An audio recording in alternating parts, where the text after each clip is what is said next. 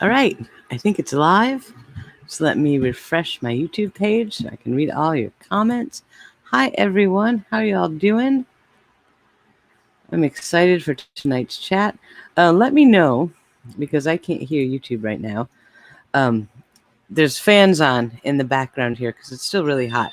Let me know if you can hear that, and I will turn them off because I don't know what you guys can hear. So let me know in the comments. And why am I so darn fuzzy? Once again, let me drop the resolution. See if that will help any. And maybe I won't be quite so blurry. I'm going to have to kick some of the family off the internet. So family, if you're listening, daughter, husband, can you get off the internet? I need your bandwidth. You can't hear the fans? Okay, good. Excellent. Yeah, it's fuzzy. Again, I'm going to have to deal with my internet provider and see if we can get something better over here. So, hi, how are you all doing? So many great names in chat. Alistair, Angel, hi. Jessica, Cheryl Lynn, GK, nice to see you. Hot Scorpio Rouge, you and I still got to talk. I am going through all that information you sent me, so I have not forgotten. Okay, I will get with you on that. Miss Wee Lassie, Orly, how are you doing? Tanya, Robbie from ABQ, Linda, hi honey, how are you? And Stormy and Jess, of course, there's always Jess. The picture that you see behind me tonight, this comes from Ring, Ireland, and is courtesy of Stormy with a Chance of Rainbows. She was tooling about today and took some pictures, and I asked her if I could use it because it's just gorgeous. I would love to be there. The YouTube video that I'm looking at doesn't do it justice. It is a gorgeous picture, so maybe we'll put it up in Discord so you can all see it. Hi, Rosie, Deborah, Jennifer, Tracy, Nancy. Oh, so many people. Manuela, hi. Hi, Jay, Brooks Channel, Gary, nice to see you here. All right. We have a lot to talk about. The main reason I wanted to go live today was because tomorrow morning we have Lori Vallow's hearing. All right, tomorrow's the hearing on the motions that Mark Means had filed earlier this week, and it's going to be interesting. All right, so I want to talk a little bit about what those motions actually mean, right? Because it's not really clear exactly what's going on. So I did a lot of research on all the legal stuff, so we can talk about that tonight. I also want to talk about the comet because I like comets. Hi, Amy Gibbs. How are you? Hi, Betty. Cheeseface. How you doing? Okay, so let's talk about these motions from Mark Means. All right. Let me get my documents up because I have been reading and reading and reading like a crazy person. So I can't see chat because I'm looking at the motions right now. But the first one I want to talk about is Mark Means' motion, the reservation of affirmative defenses. Now, you see in the paperwork, all right, he brings forth several affirmative defenses. So what is an affirmative defense, and why does he have to make a formal reservation to submit more of them in the future? What an affirmative defense is, there's specific items, right, but they have to be pled early in a case. Like, he can't be halfway through the trial and then come up with a new affirmative defense. So he has to get them all out early. He has to give the prosecution notice that he's going to be using these defenses, or he can't use them. So that's why they're there. And the ones that are here are kind of, to me, they're a little wishy-washy. Your typical affirmative defenses will be things like self-defense, or if they have an airtight alibi, or mental capacity, something like that, something that's a little bit more concrete and tangible than what we saw Mark Means put in the document. So whatever, one of the ones that I didn't understand at first was jurisdiction. Right. He's asserting that the court does not have jurisdiction, either personal jurisdiction or the content. Okay. And that was confusing to me. I was like, how can you assert that the court doesn't have jurisdiction? The point of the jurisdiction argument is that there are two kinds. There's jurisdiction over the subject matter, right, which are the actual charges, and jurisdiction over the person. Like, is there a law that makes the conduct a crime? Right? And did the crime occur within an area that the court has jurisdiction over? Okay, so yes, as far as I can see, to both of those, right? So it's possible, like I said in my video the other day, that he's going to assert that the process server or when she was served the documents for her arrest in Hawaii, the court didn't have jurisdiction over her there. But I don't know how well that's going to hold water, because first of all, the crimes took place here in Idaho, not in Hawaii. Did they have jurisdiction over her while she was in Hawaii? I'm pretty sure that Rob Wood can handle that. So that's what's going on with that affirmative defense. The improper service, the jurisdiction, I think that's Mark Means just trying anything he can to make this all go away. But it's a smart legal move to put these forward now, because if he doesn't, he'll lose the opportunity to do so later. So, all right, I get it. I don't think it's going to stick, but he's doing not too shabby, kind of, maybe. Whatever. Anyway, that's what he's supposed to do, and that's what he's doing. Then we have the fact that he says at the end of that portion, or at the end of that motion, he expressly reserves the right to assert additional defenses. Now that's a big legal thing, because he has to assert that right so that later on, as the case continues, he'll be able to bring up more when they come up. So, all right. So that was a smart legal move on his point. I don't think it'll hold water, but we'll see what happens. The other part in there was the motion for a bond reduction. Now, let me get back to chat, because I don't need to read my notes for this part. Manuela, you mean to say Mark Means actually did something meaningful? Yes, he did. Believe it or not, Mark Means made a good and valid point. Who would have thought? I wouldn't have thought that. So let's talk about the bond reduction, and then we'll get into the change of venue. The bond reduction. Now, let's not, get all into a tizzy about this. Remember, there are two cases pending against Lori. One's in Madison County and one's in Fremont County. Fremont County has the 2 felony conspiracy charges. She has $1 million bond on those charges. The $1 million in Madison County are for the felony abandonment and desertion charges, plus these 3 that were outlined in the amended criminal complaint. Right? So the felony charges carried the biggest heft as far as the bond was concerned. Those are gone now.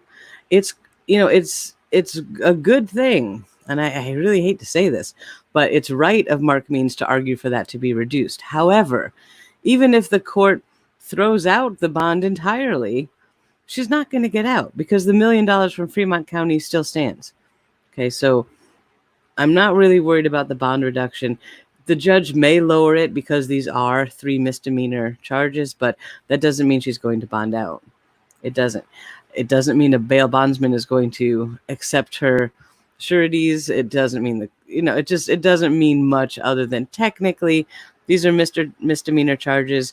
You don't often see $1 million bond for 3 misdemeanors, but I don't think any judge involved in this case wants to see Lori out on the street. So I'm not too worried about that.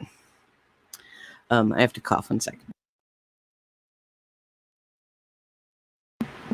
All right, and then we get to the change of venue. All right, now, when reading this document, he's not actually asking for a change of venue. All he's saying is that he reserves the right in the future, should it come up, to ask for a change of venue. All right, now, on one hand, you may be thinking, well, that's just because he doesn't think he can get a fair jury seated in this county. And that's, that may be a valid point. But I think what he's more concerned about is having the Madison charges brought over to Fremont County so they can all be combined in, sort of one trial and one thing. That would make sense if he wants to change venues to Fremont County, combine all the charges, go, that would make sense to me. So it's not as crazy or scary sounding as it may look on its surface.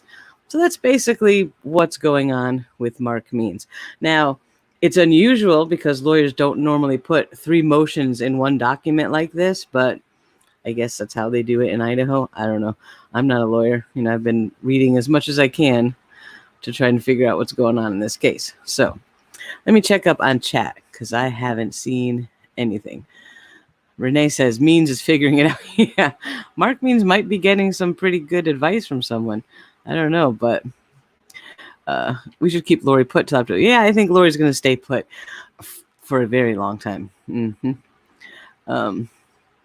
Angel says, Oh, Lord, I think Means is going to run on and on. Oh, yeah, he will. A lot of you here with me, we watched the last bond reduction hearing, and he went on for hours. It was literally 3 hours of a hearing, and most of that was him whining about phone calls being taped by the jail, and it was nonsense. It was 3 hours of nonsense. So let's hope it doesn't do that again, because I don't want to listen to this guy for 3 hours. I really don't. I have much better things I could be doing with my life. So just checking my notes to make sure I didn't miss anything.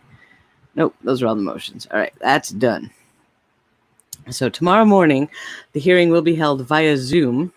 Now, I don't know if it's going to be broadcast by the court or not, but I already am joined into the Zoom call.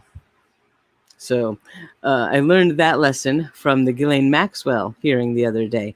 That hearing was not broadcast as such. It wasn't televised or anything like that, but there was a phone number where you could call into the court and listen. And thankfully, I did that several hours before the hearing started, so I got in to listen to that. So I'm doing the same thing with the Zoom hearing for Lori tomorrow. I'm in the Zoom call. I'm already approved in there, so as long as my computer doesn't restart overnight or anything, I should be good to go for the hearing tomorrow morning, and I'll be able to stream it to you live here so we can watch it together and talk about it.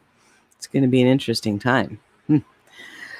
Ruth says, how can Mark Means continue to represent Lori when he lied to the judge? Ruth, that is a matter that the court is undertaking. Right? There was a motion to seal filed recently, earlier this week, where any hearings, documents, discussions, conferences, anything that goes before the court regarding the conflict of interest that Mark Means might have will be sealed. Right? So we won't get to see it, hear it, watch it. We're just going to have to wait and see if at some point Lori shows up with a new lawyer. Right? So unfortunately, we don't get to see or cover any of that stuff. We're just going to have to wait and see. But Rob Woods is definitely going to be arguing that there's a conflict of interest, and Mark Means may not be eligible to represent Lori. So we're just going to have to wait and see what happens. If he continues as a lawyer for her, not qualified for more felony charges, is that a loophole for her to get a new trial? That's a really good question, Kathy. Very good question.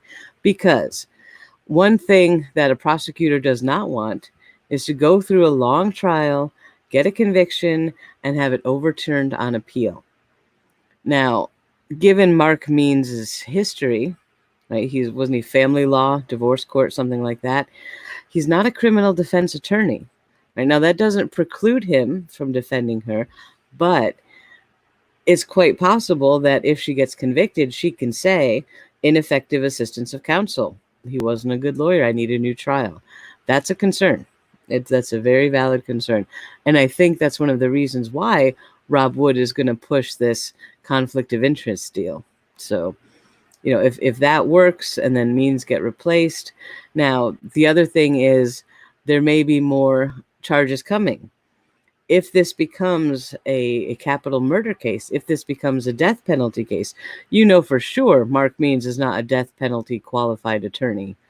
You know, so I think she would have to have a new lawyer. But we're going to have to see what Rob Wood does. Unfortunately, we won't get to watch it, but I would bet within a month or two we're going to see a new lawyer sitting there with Lori. So we're just going to have to watch and see. Let's see. Can't wait for the world to not end. Yes, me either. Speaking of the world ending, what do you guys think about Comet Neowise? I've had so many people ask me, and several comments under some videos and stuff of people saying, the comet's going to hit us on July 22nd. The world's going to end. Lori was right. No, that's not happening. It's not happening. The comet is about 26 million miles away from the Earth. It's on a different elliptical plane than the Earth is. It's not going to hit us. We discovered it months ago, so we've known about it for months. It's not just appearing out of the blue. It's not going to hit us. It's fine. It's fine. The comet, and it's beautiful. So if you want to see it, you can see it now, probably for the next week or two. If you go out around sunset, try to find somewhere away from the city if you can, and look up just underneath the Big Dipper. And you should be able to see it with the naked eye on a really clear night. Binoculars, at least, will definitely let you see it. So try to get a shot of it because it's gorgeous. And this comet, so I'm reading chat, this comet won't come around again for another 6,800 years, give or take. So if you want to see it, now's your only chance. So yeah, let's see. Too many bills, the world will not. Yeah, the world cannot end because my car's not paid for yet. There you go. So if Lori is a god, she's not a very good one, right? Correct? She's not omnipotent, even though, she should be. She even stopped wearing her temple garments because she said she didn't need to because she's translated now. But it's not working out so good for her right now, is it? Sitting in jail. You think he'll have a severe panic meltdown before? Are you talking about Chad or Mark Means? Liz Stewart, the comet is named Comet Neowise. And there's lots of information and pictures and stuff up on the NASA website about it. It's a fascinating comet. And it was named after the survey team that discovered it. Neowise stands for the Near Earth Object Wide Infrared Survey Explorer. That's the space-based telescope that discovered it. So that's why it has that. And that's not its technical name. That's its colloquial name. Its technical name is C2020 F3, I believe. So that's the comet. Grace says, I appreciate it when you gently explain to me, say it's okay. Yeah, I do that a lot because this case especially, it gets people in a tizzy. The horrific nature of the crimes, the number of deaths surrounding these people, their completely whacked out beliefs. That's enough to make people a little crazy when covering this case. But we also have to keep everything in perspective and let the wheels of justice do what they're doing. And I think Chad and Lori are done for good. They're going to be in jail forever. So I'm not even the least bit worried about them getting out of jail or being found not guilty. Nah, I don't think that's going to happen. Let's see. He needs to get criminal law handbook. He has civil and criminal law mixed up. Quite possibly. When are homicide charges going to happen? Not yet. First of all, they do not have the complete body of forensic evidence back from JJ and Tylee's remains yet. So they said about 2 weeks ago it was going to be another couple weeks before they got all the ancillary testing back. So that's going to take some time. They have to do all of the electronic records searches. I'm sure that most of that is done, but they have to build their case very, very carefully, because if they rush to court and rush in with charges and they don't have all of their ducks in a row, that's where you run into trouble. That's where they could get off on a technicality or something. So, it's going to take them some time. We also don't know what they're going to charge because we don't know what all the evidence is yet. Are they going to charge them straight up with murder? Are they going to assert that Chad and Lori themselves murdered the kids? Or are they going to say Alex murdered the kids, but yet they were accessories to it?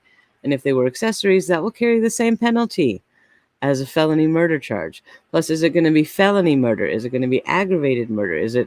There's so many things that have to be reasoned out with evidence before they can bring the charges. So, they're in jail. They're not going anywhere. I would rather Rob Wood take his time and proceed very slowly and cautiously to make sure that everything sticks. Excuse me. Linda says they will blame Alex. They probably will blame Alex, and it doesn't matter. Even if Alex was the one that murdered the children and Lori and Chad didn't physically murder them themselves, it doesn't matter. They can still get a penalty for felony murder or aggravated murder or whatever if they're accessories to the crime. If they acted in any way that promoted a furtherance of the crime, they can be accessories and they'll still get life in jail or could be a death penalty case. We don't know yet. So, but it's nothing to worry about. Nothing. Even if they do blame it on Alex, it doesn't matter. They're done for. So, hi, Gulf Coast Girl. How are you doing? It's good to see you. I am really enjoying. Gulf Coast Girl has a YouTube channel where she has a birdie, a beautiful parrot who likes to chit chat and say hi. I've been really enjoying those videos. So yeah, check out Gulf Coast Girls Bird. He is beautiful.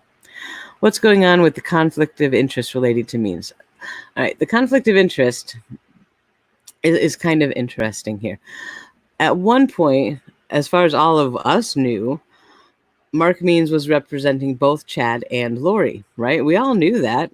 I don't know where we heard that. It was just a known thing. In Lori's last hearing, Rob Wood raised this point with the court, and the judge asked Mark Means, have you ever represented anyone else connected to this matter in a criminal case?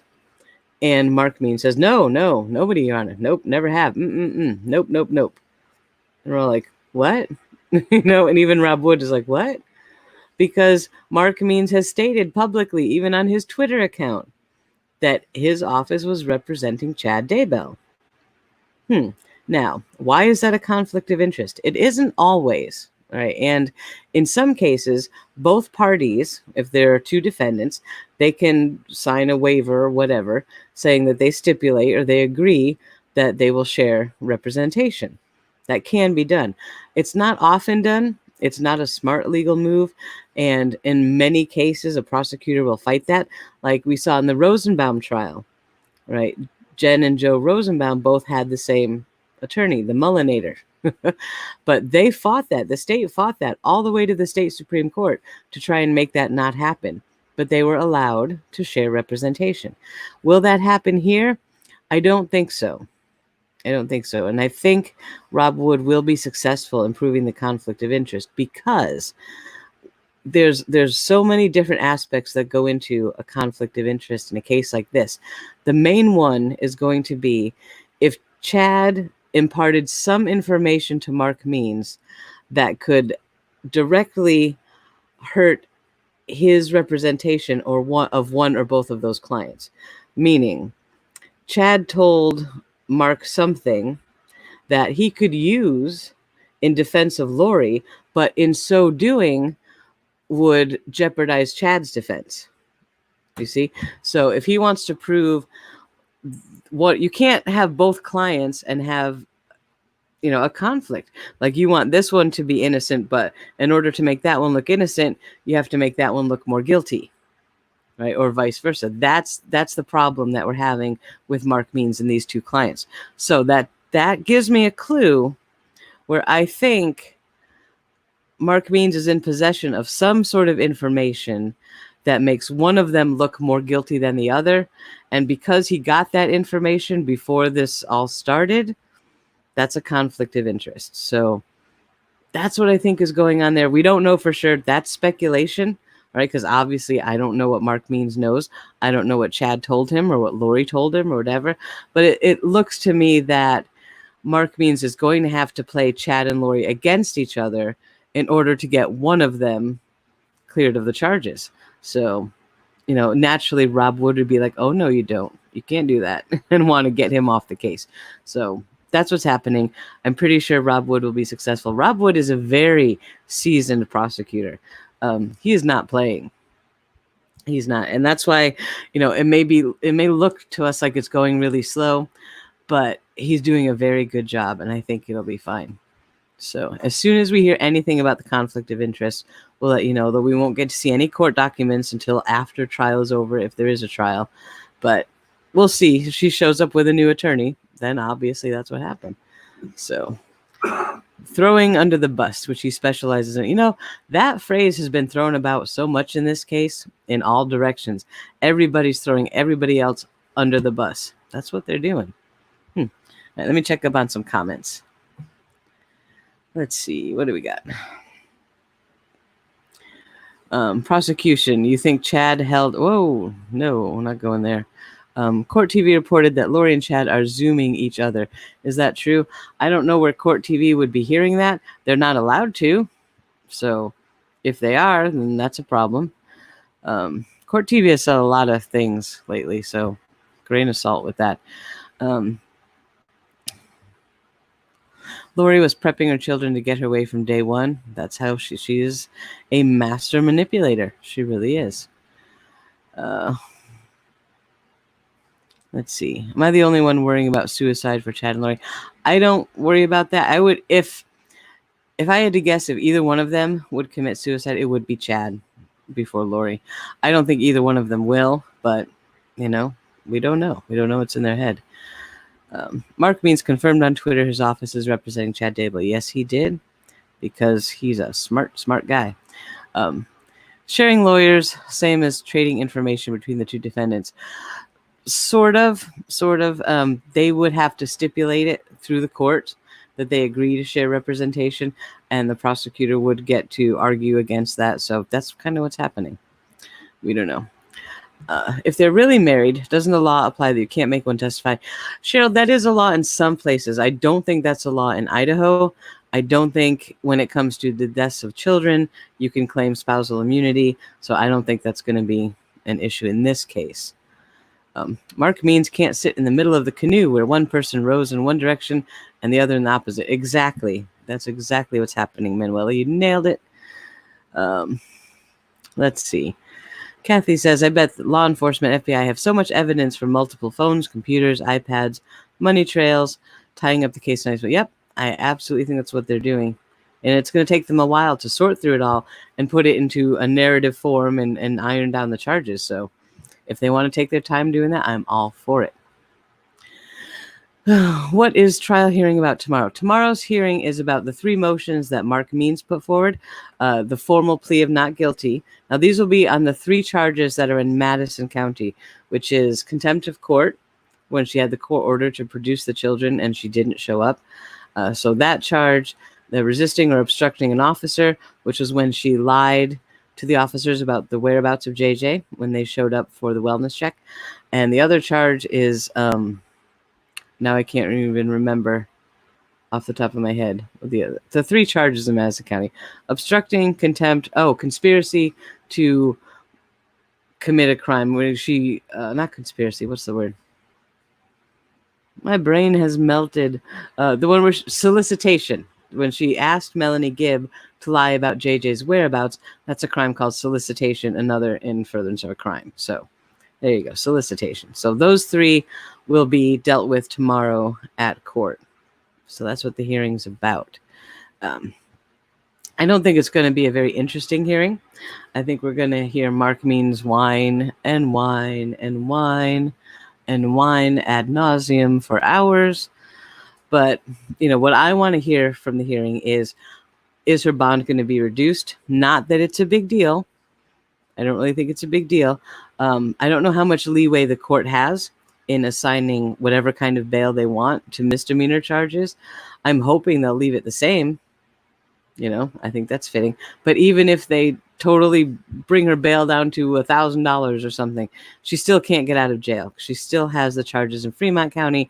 That bond is not changing. So it's not a big... Don't get too upset if the judge says, okay, yeah, bond reduced. It doesn't mean she's going to walk out of jail. So, because she doesn't got $1 million. Even though she would only need $100,000 in cash to get bond, she would have to produce enough collateral and sureties to cover the other $900,000. She hasn't got that, so I'm not worried. Brooke says, I still have got Lori's voice in my head from watching her sing in that video. Oh, goodness. That was not a fun video. Yes, I watched that. Her and her friend doing some karaoke in her living room. Ooh, that was terrible. Has Rob Wood taken deposition for Melanie P? I don't know.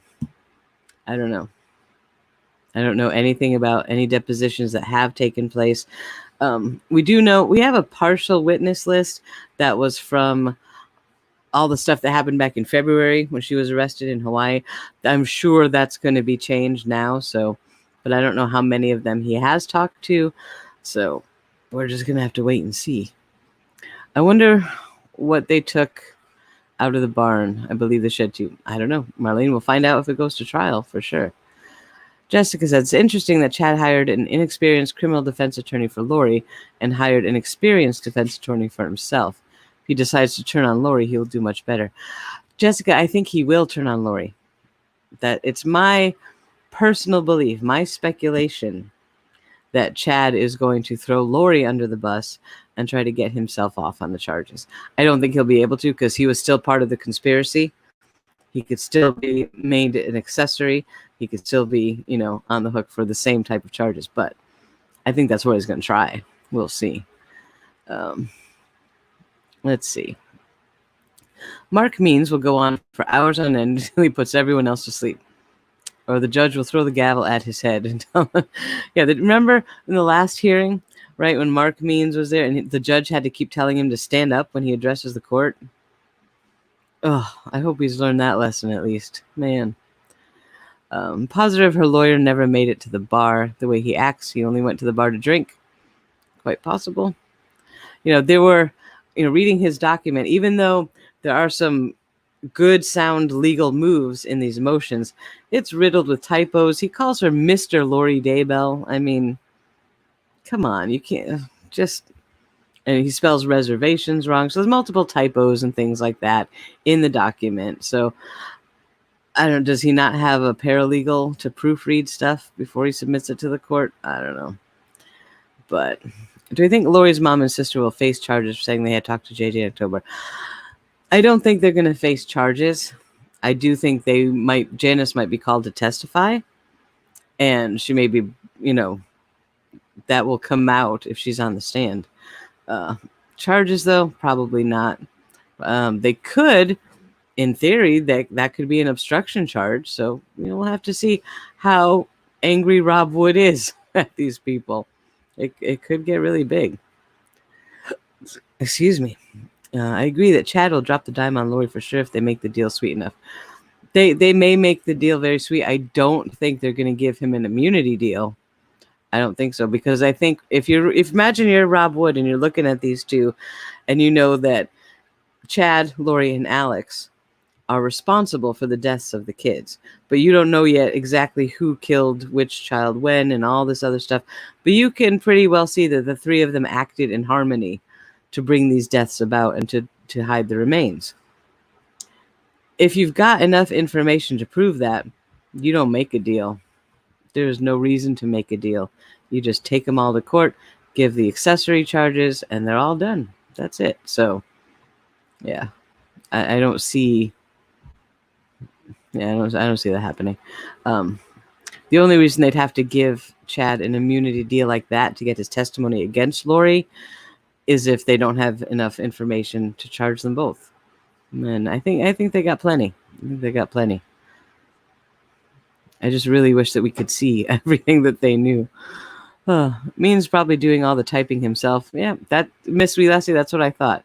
It really looked to me like he was typing that up himself. He's biding his time to get his money till he is replaced. Possibly, I bet Chad will deal for 5 years, will not file their marriage certificate in Hawaii, and walk away a free man. That's possible. I can't see Rob Wood giving him a 5-year deal, but it is definitely possible. I think he'll try for one for sure. They were looking for a change of venue. I don't think there's anyone that hasn't been heard of it. Liz, the change of venue, he hasn't actually applied for a change of venue. He just made a motion to make the reservation of his right to apply for a change of venue at a later date should the need arise. So that's just a procedural legal move to make sure at some point later on, if he wants the venue changed, he can. But I also think the reason for the change of venue is not necessarily because of getting a fair jury and having a fair trial, as much as wanting to get the charges moved to Fremont County so that it can all be in one place. That's what I think that's all about. But we're just gonna have to wait and see what the judge says about it tomorrow, because they're going to talk about it. Let's see. Lori and Chad thought they had nothing to worry about because the only person who could stand against them is dead.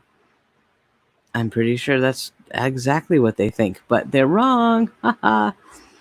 Boy, are they wrong. Hi, Jan. How are you? I'm glad you made it. Nice to see you.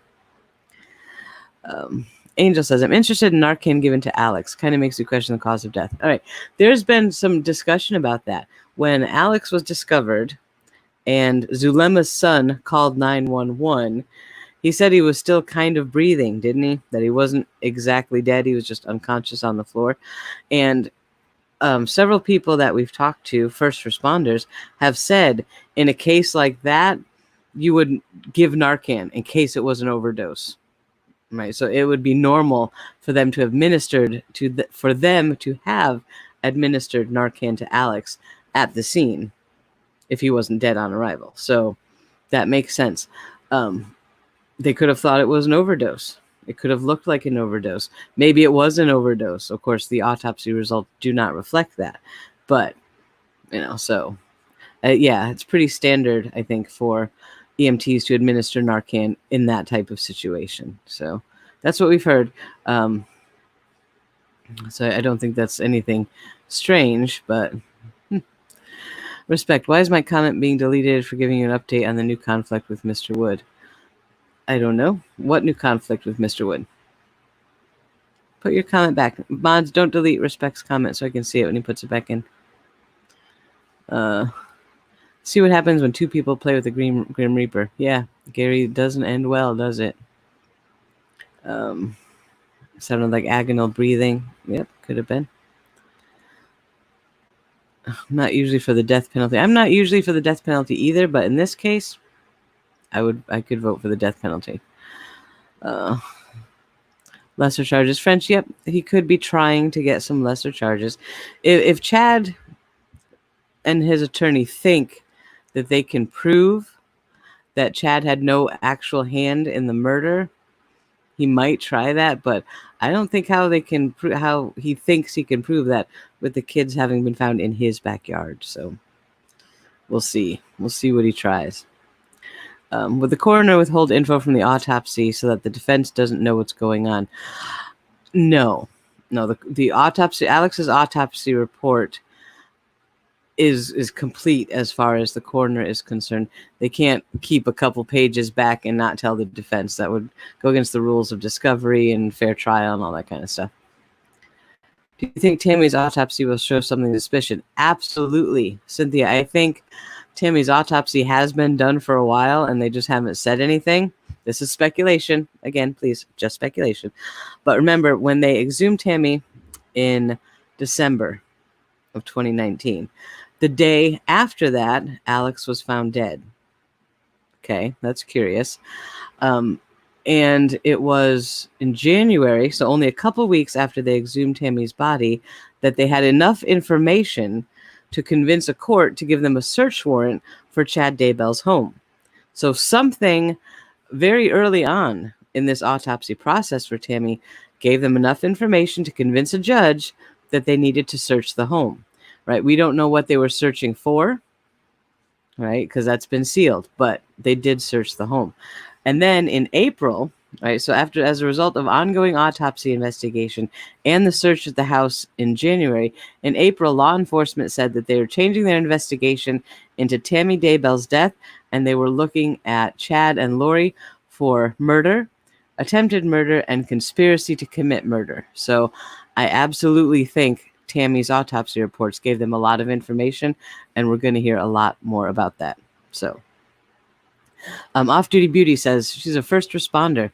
The first thing she would do would consider an overdose because he was a young, healthy-looking man, but I'd also be looking for drug paraphernalia. Giving Narcan won't hurt. So, there you go. I was looking for a respect comment. I don't think he put it back in. I wanted to see what he had to say. Respect, if you put your comment back in, I don't see it. So if you want to put it in, I would like to know about new information of conflict with Rob Wood. That would be curious to see.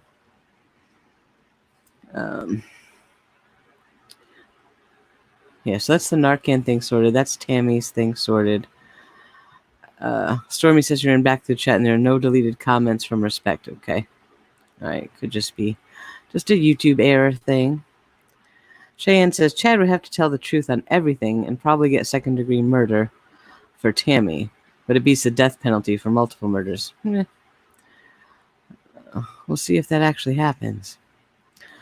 All right, Brooke says a voicemail was uploaded to YouTube. Julie Rowe. Yeah, Brooke, we can't even consider that as evidence of anything. We don't know it was Julie Rowe. We don't know the source. We don't know the origin. We don't know anything about it other than somebody put on YouTube a voicemail allegedly from Julie Rowe. To me, that's not anything I can even talk about, so. New conflict with Mr. Wood states that he was a former bishop at the LDS Lori and Chad attended. I heard about that, and I think that's some confusion. I think that's a confusion of some other stuff. some other conflicts that may be coming up. So I'm not going to go over that yet until we have a little bit more information, but I don't think that's actually the case. So we'll find out. The 911 call from Zulema's son may have been misunderstood by the call center because at one point the son is asked about Alex Cox's breathing and he replies, "It's high." They may have thought drugs high. It's quite possible, Miss Vilassi. Yep. If they interpreted that way and related that information to EMTs, Narcan would have been an even more obvious choice. So, Manuela says, far too much gossip on YouTube. Yes, there is. Yes, there is. Now, Julie Rowe. I will talk about Julie Rowe for a minute, though. She's so silly. Julie Rowe is very silly. One thing I found on the Avow forums, I love reading the Avow forums. I don't know why. Call me crazy. But there was a thread started about Julie Rowe on Avow. And I took screenshots of the conversation and all the comments, and they are up in the Discord channel and the Patreon room because they don't really like her. Now, these are people who, of course, 2 years ago were singing her praises and she's great and all this other stuff. But now suddenly Avow doesn't like Julie Rowe and they think she's nutty. I agree. Surprised it took them that long to come to that point, but at least they got there. That's something. I have to cough again.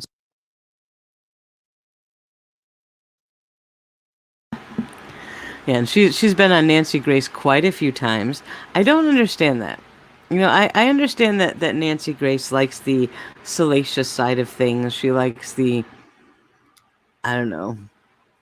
So I don't understand Nancy Grace. I just gotta say that. But to keep putting Julie Rowe back on is just, why would you do that? Certainly not bringing any credibility to your show or your whatever. That's Nancy Grace. She's a charlatan. Yes, I believe Julie Rowe is absolutely a charlatan. Her story changes every time she opens her mouth. She's got a different story.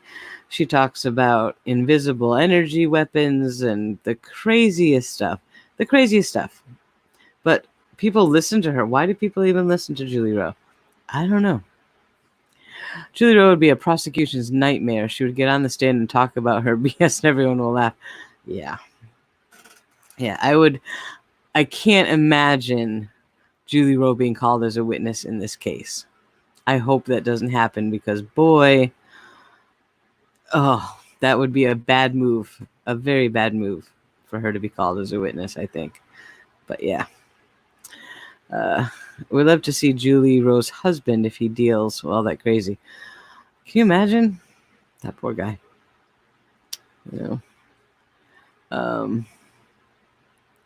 Julie Rowe keeps pushing media for attention. Yes, she does.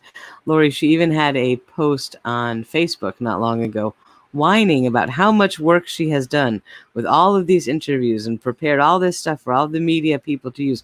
And nobody would even put her on for more than a few minutes. And, isn't it sad? Really? You're crying on Facebook because they won't put you on CNN and stuff? All right. Yeah. Her motive is pretty clear, Yeah, I don't think there'd be enough popcorn. Yeah, Julie Rowe on the stand. That would be some court TV to watch, wouldn't it? I believe Lori was a killer long ago before Chad. Then they got together and they believe he is a god and she's a goddess. Yeah, I think Chad left to his own devices probably wouldn't have killed anyone, but you put the two of them together and suddenly you have a very volatile reaction. And now we saw what happened. There are 6 people dead. Did they kill all 6 of them? We don't know yet, but it's certainly looking that way, at least to me. Speculation. Nothing that Julie Rowe says makes sense. Agreed, 100%. She spaces out into a trance and forgets and responds with nonsense. Yeah, pretty much every time she opens her mouth, it is sheer nonsense. Julie Rowe is crazy. She's crazier than Chad, on the crazy spectrum, though maybe less murderous, but she's crazy. Lori saw Chad under another insurance claim on the horizon. Oh, and another, yeah. Nancy Grace on TV. I think she's on TV. I don't know if she's on YouTube. She might be. I don't know where she is on TV. I try to avoid Nancy Grace if at all possible. So I have no idea where she is. Rosie, thank you so much. That's very sweet. Look at that sticker. All waving and cool. Thank you. I really appreciate that. And I'm glad you're here. I'm glad we've been getting to know each other. Manuela says, Lori killed psychologically well before she ever heard Chad. Absolutely. Absolutely, Manuela. I agree with you 100%. Julie had to have been a girlfriend of Chad's. Misty, I think she probably was, or at least she wanted to be. And maybe she got angry because she was rebuked. Who knows? Or rebuffed, not rebuked. So does too much talking and talking media love Melanie Gibb? Yeah. The Melanie Gibb thing, I have some stuff to say about her. Yeah, I don't like Melanie Gibb. I think if you look at the difference between Melanie Gibb and Julie Rowe is, on one hand, she's very honest. She's right out there with the crazy and right out there with the, I want to be on TV. She's very transparent as far as what she wants, what she thinks and believes, and whatever. Where Melanie Gibb is far more insidious. Right? She's like, she comes out and portrays an image that she wants people to see her as, but it's not even remotely genuine. You know, she tries to play the oh, I had my spiritual awakening, and oh, it was the, you know, I was deceived by the adversary, and oh, poor me. And she really comes off as this holier than thou, repentant sort of soul, but it's not true. I don't believe any of that at all. So, you know, I can't wait to see Melanie Gibb on the stand, because the defense is going to softball her, and I think the state is going to push her much harder than Nate Eaton did in that interview. So, yeah. Melanie Gibb still thinks, yes, she does. Tracy, you're absolutely right. Melanie Gibb still thinks that Chad is something special. So, Melanie Gibb needs a spiritual awakening. She needs Jesus. Yeah, she does. She should be held accountable. Jolene, I agree.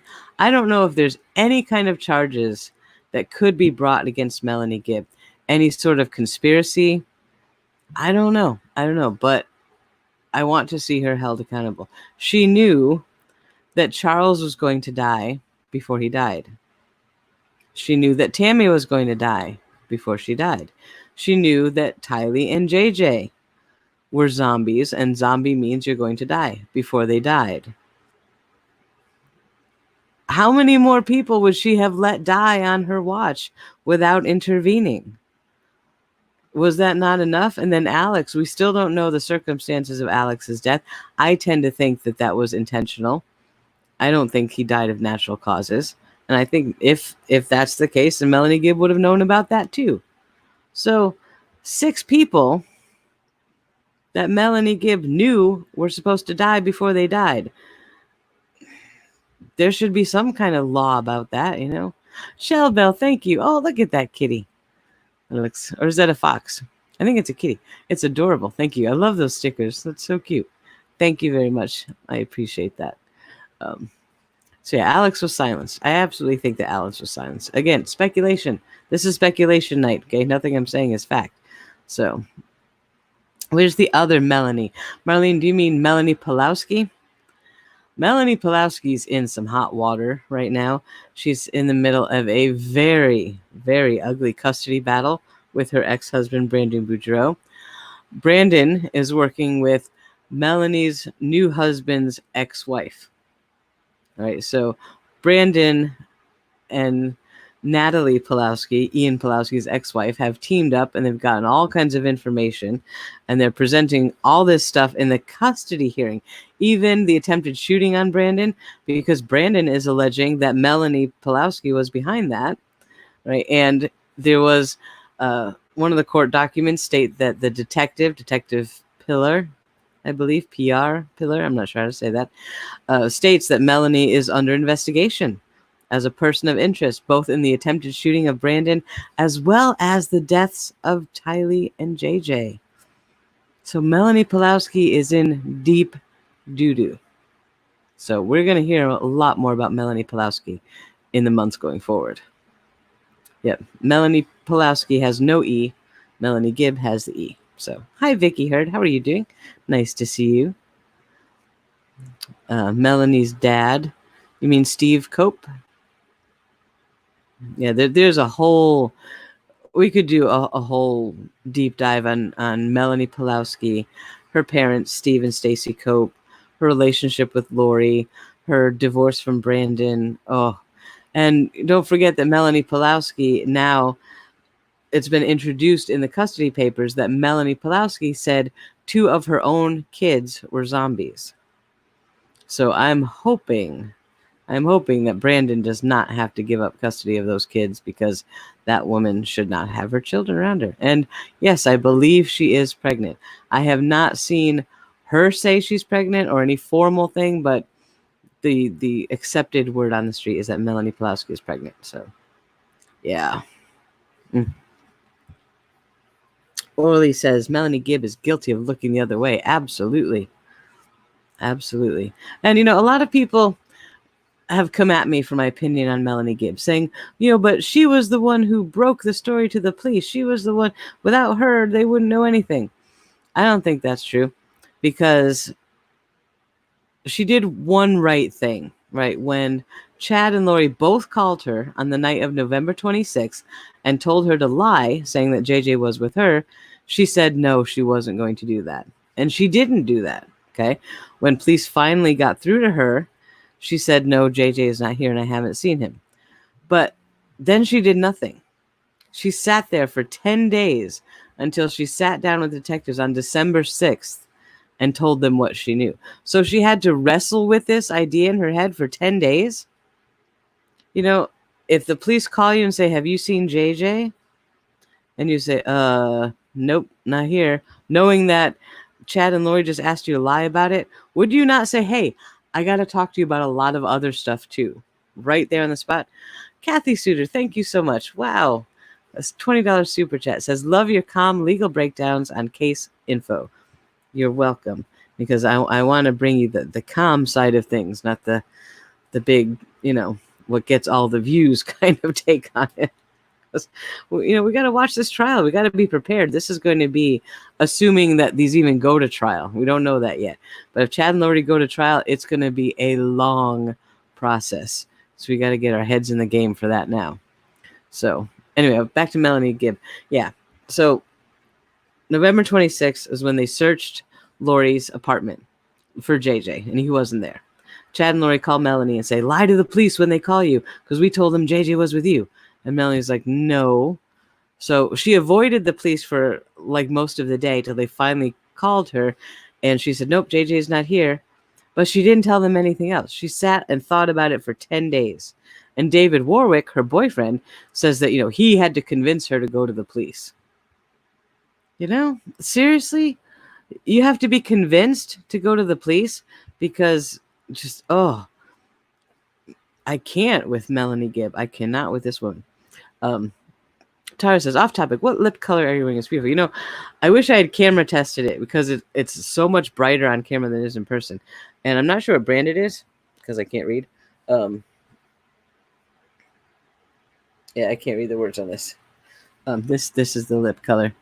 I got it at, I'm not sure. It was a box of 5 of them, but they're really pretty sparkly metallic colors. So I don't know. I'll find out what the brand name is and put it in Discord for you. So,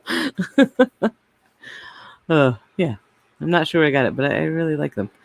Let's see. I heard someone on news say she was pregnant. Yeah, I'm pretty sure she is. Dee Melanie Pawlowski is pregnant. I'm pretty sure. Police found her after 10 days. Right. Yep. Now remember, all right, David Warwick, Melanie Gibb, and Lori Vallow. Remember what happened on the night of September 22nd. Right, JJ was acting up, and Lori and David and Melanie wanted to record their happy little podcast.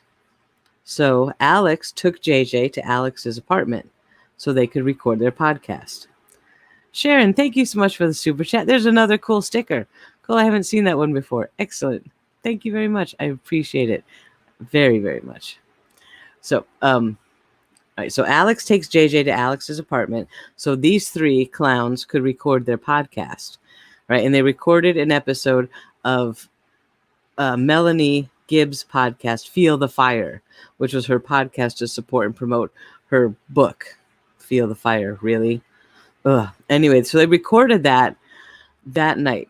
After they're done, Alex brings JJ back, and David Warwick said it looked like JJ was asleep in Alex's arms because JJ's head was on Alex's shoulder, and he remembered it as a tender moment. Now, the next morning, when they wake up, because David and Melanie were staying there in Lori's apartment, David said, "Where's JJ?" And Lori told them the story that, oh, well, he was acting crazy. He was climbing on the cabinets. He tried to get up to the top of the cabinets, between the cabinets and the ceiling. And he even knocked my picture of Jesus off the fridge. So Alex took him. And David's like, oh, okay. You know, and Alex says, well, I want to see JJ. Did you not push it? He didn't push it. He's like, oh, well, okay. You know, this was after Lori had just told Melanie the other day that she thought JJ was also a zombie. You know, and the thought of Melanie Gibb and David Warwick there in the home with them the night that this happened. We don't know exactly when JJ was murdered or exactly where or exactly by who yet. We will know. But sometime between that evening when Alex took him before they recorded the podcast and the next morning when we know when he was interred in Chad's yard, he was murdered. And their big thing was recording a podcast for her book, Feel the Fire. You know? So would I like to see both of them, David and Melanie Gibb, behind bars too? Absolutely. Yes, I would. Have we sourced a copy of that podcast yet? Sort of. If I get it and I can upload it, I will. That's all I can say about that right now. Speaking of the podcast, let's talk about Preparing a People. Hi, Mike. Hi, Nancy. How are you guys doing? I hope you're doing good. As many of you know, last week I did a live stream after being threatened with legal action by Nancy James. Nancy and Michael James were the founders of Preparing a People. That was the organization that promoted Chad and his craziness. So they accused me of slander and lies and all kinds of crazy stuff, whatever. And I went live to be like, oh, no, you don't. No, you didn't, you know, and they haven't said anything back to me yet. So I guess they decided that probably was a fight they didn't want, but whatever. So yeah, Nancy and Michael are the people that hosted and promoted that podcast. So no, I don't think too highly of them either. If they don't like it, whatever. They don't have to like it. Bruh. Yeah, I was like, come at me, bruh. That was my statement to them. Creeples everywhere. Do you think Melanie was worried about her own life like she would be next? What the heck? No, I do not think so.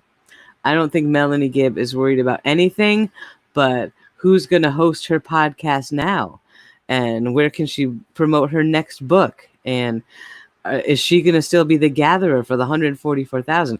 I think Melanie Gibb is still completely in that mindset. You know, she may be starting to wake up a little bit. I'm sure if she has to go through the process of a trial for these cases, she might wake up a little faster. But yeah, I don't think that that Melanie is quite on board with everything yet.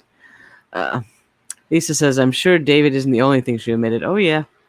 Lisa, I have a feeling Melanie Gibb knew every single detail. Yep. And it's quite possible she does have an immunity deal in exchange for her testimony. It's possible she may have the details that will put Chad and Lori away on felony murder or something like that. She may. And I hope she does. Do I think she should have full immunity for that? No. No, I do not. I think she needs to be held accountable. So her only accountability may come from the court of public opinion. And my opinion on her is she is just as guilty as everyone else.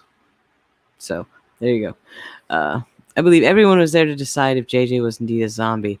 They were there. Actually, they were there that weekend because Preparing a People was having an event in Rexburg. That's why they were there. And while they're there, oh, let's record our podcast. And Melanie Gibb said that when we got there, she told us, well, Lori told me that JJ was a zombie. And she didn't do anything? Really? She just let it go? Ugh. Oh, goodness. How about Melanie P. Melanie Gibb, abandonment of her kids to be with criminal Warwick? Yep. Don't forget, Melanie Gibb was married and had 4 kids, I believe. I believe 4. I should double check on that. And she left her husband and her kids to go on this Chad and Lori mission spree and ended up with David Warwick. So,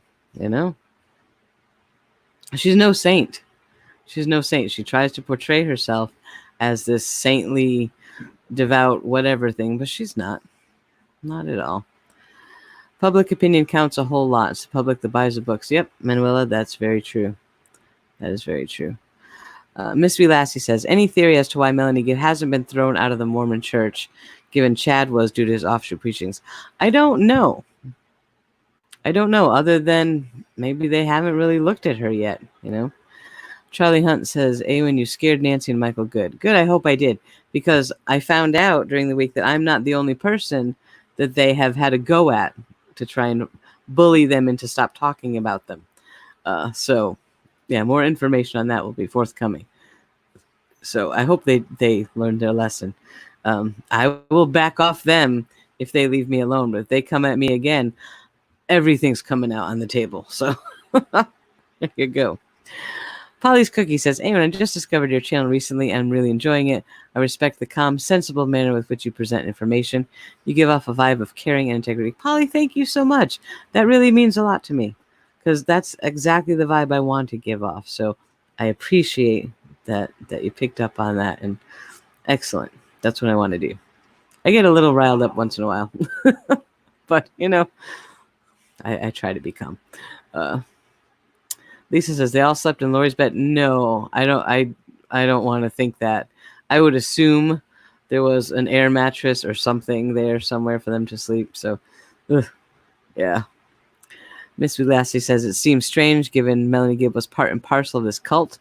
They haven't thrown her out too. Says the church. Yep, I agree.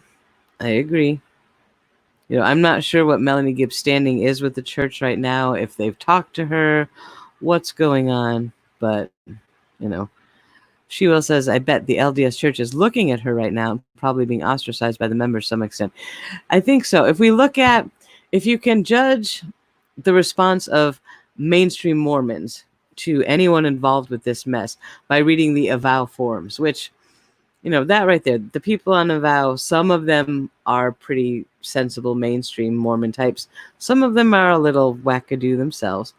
But the response to Melanie Gibb's long diatribe that she posted there, or she had a friend post there for her, really wasn't as warm as I think she was expecting. A lot of people called her out and said, where's your accountability? Where's your responsibility?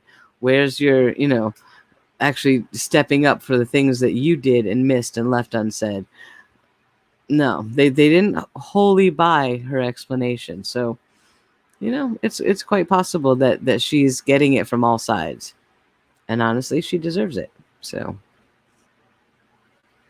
I think Melanie Gibb knew everything and was okay with everything until they involved her by asking her to lie for him. The Lions, I agree 100%. I think everything was fine with her, whatever Chad and Lori wanted to do, until she realized that they put her in a position where she would have to break the law and risk prison time to cover for them. And that was a bridge too far for her. So that's what I think happened. She knew zombie means you die, and she had already seen proof with Charles.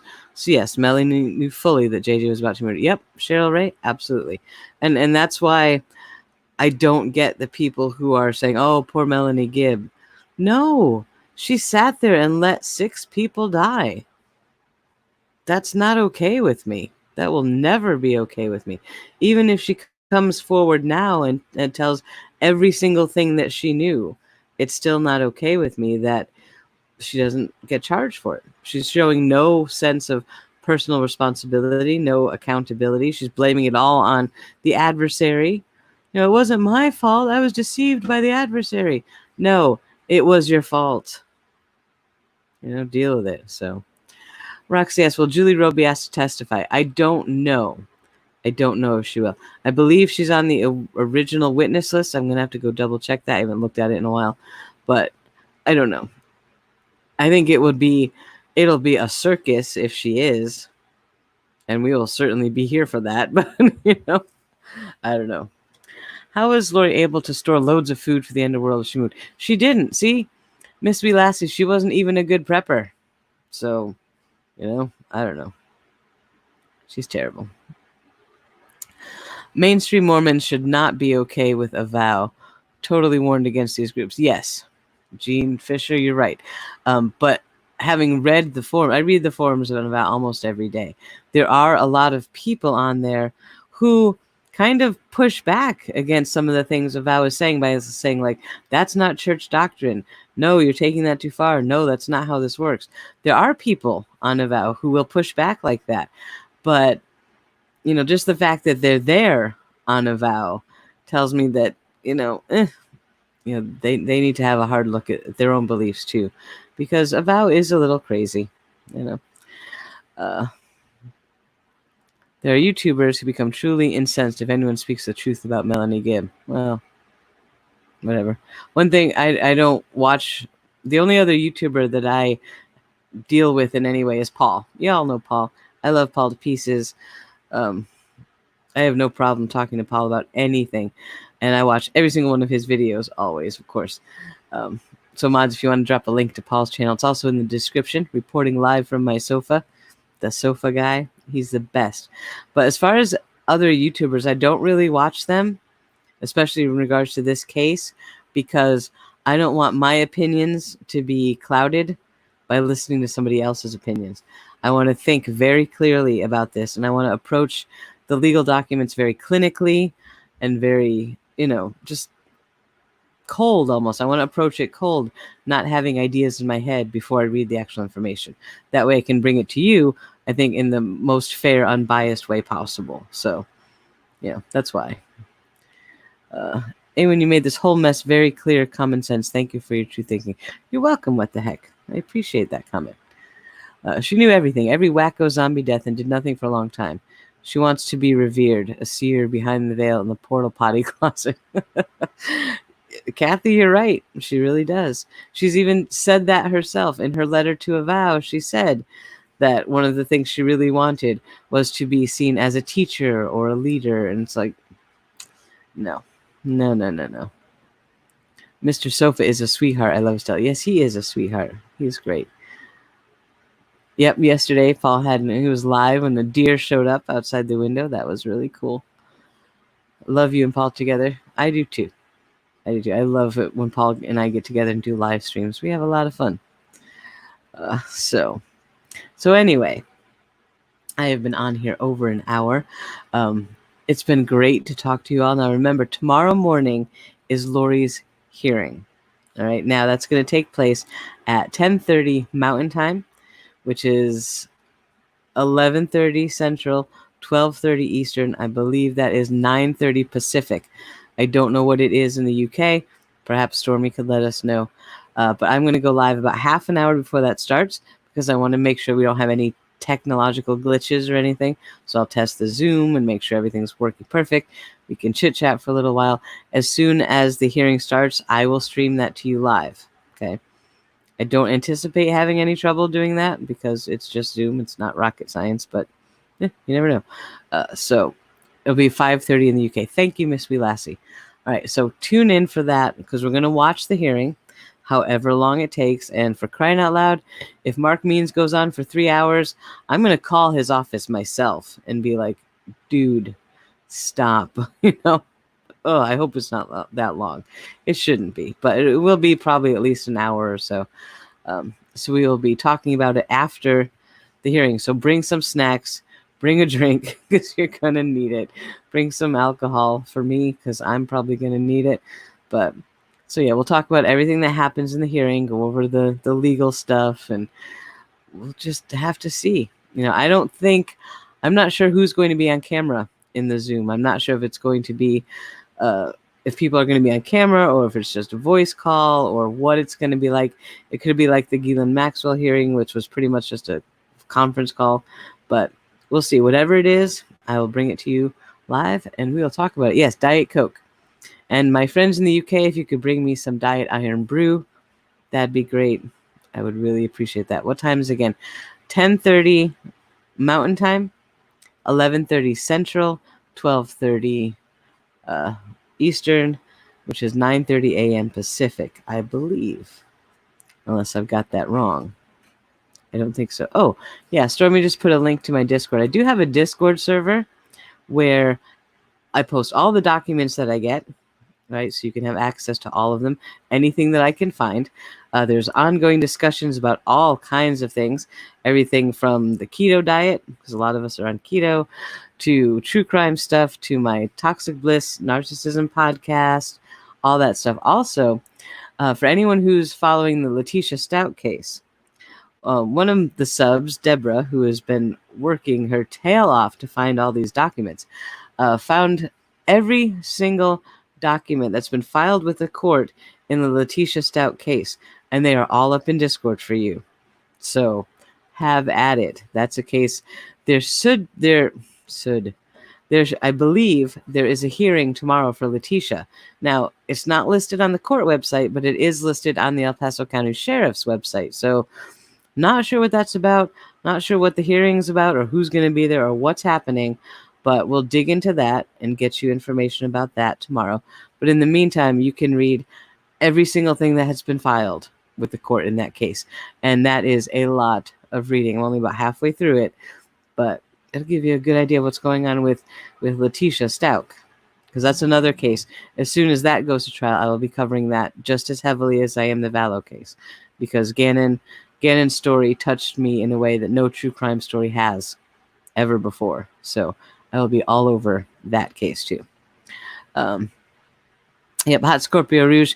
Check out True Crime Loser's video on the Maxwell hearing. I'm a Schmida fan. I love him. He has an amazing channel, and I love his take on things. He actually got to go to the courthouse in New York City, for the Ghislaine Maxwell hearing. So he talks about the process and everything. It's fascinating to look at that. So, Gulf Coast Girl, thank you so much. I'm so glad you're here. Hi, Robin. I'm sorry I didn't say hi to you before. I'm glad to see you. Jess asks, is the hearing to say she's competent? I'm not sure. When they scheduled the competency evaluation, I don't remember if they gave a date when they had to come back to the court with the findings. I have an impression that it wasn't until fall. So I was like, oh, well, we don't have to worry about that case for a couple of months. So I'm not sure what it is. Plus, I would think if it was the competency hearing, it would be on the court website, not the El Paso County Sheriff. So I really have no idea what's going on. CT Hokey, thank you so much for the super chat. Oh, another new sticker that I haven't seen that says bravo. Thank you so much. I really appreciate that. Thank you, CT Hokey. So anyway, yeah, I need to get some sleep because we have a busy day tomorrow. So stay tuned to the channel. The live stream is already scheduled, so the link is there. I will go live. I'm not sure exactly what time I'll turn the live on whenever I'm ready. So it could be an hour before, it could be 45 minutes. So just keep an eye on your notifications and you'll get to know. And then we got a lot to talk about tomorrow. So good night. Thank you all for being here. Thank you so much for the super chats. And thank you to the mods. Thank you guys so much. I know it's hard with this case, having to keep an eye on chat that closely, but I appreciate you so much. So thank you all for being here. And I will talk to you again very soon. Good night, everybody. See you tomorrow.